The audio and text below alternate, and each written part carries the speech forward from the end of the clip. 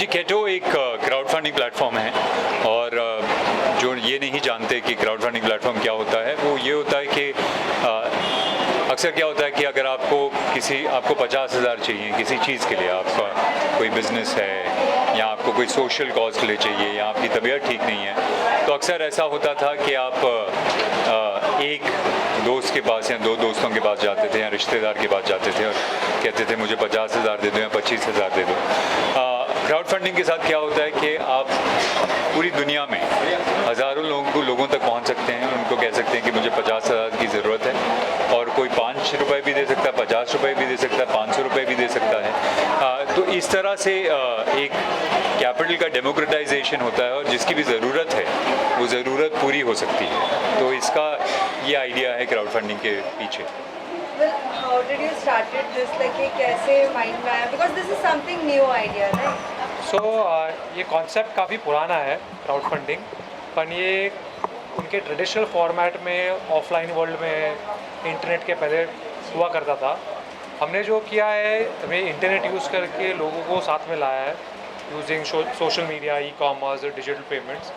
And our concept has been that आप crowd funding कोई भी चीज़ के लिए कर सकते हो, सोशल कॉज के लिए, मूवी बनाने के लिए, म्यूज़िक बनाने के लिए, कोई आइडिया के लिए। Idea is to, as Kunal said, democratize capital and give everyone a chance to raise funds for any need or cause they would want.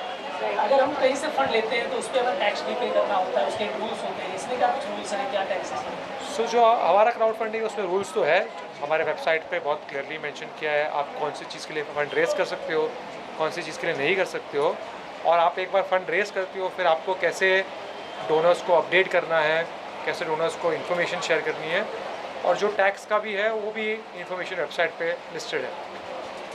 मैं आपसे जानना चाहूँगी, आपने इस ब्रांड के लिए येस क्यों कहा? What did you like the best part for this? Why not other brands? There are many. जी हाँ, एक्चुअली मैंने इसकी शुरुआत की थी वरुण के साथ, वरुण और ज़हीर के साथ।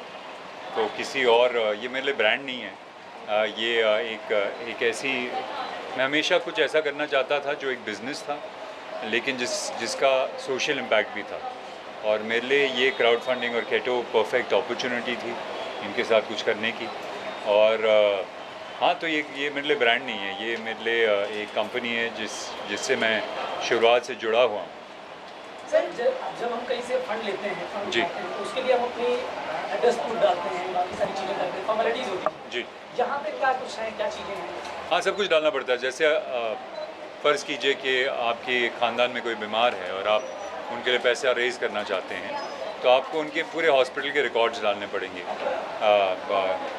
रिपोर्ट्स डालनी पड़ेंगी, सब कुछ डालना पड़ेगा।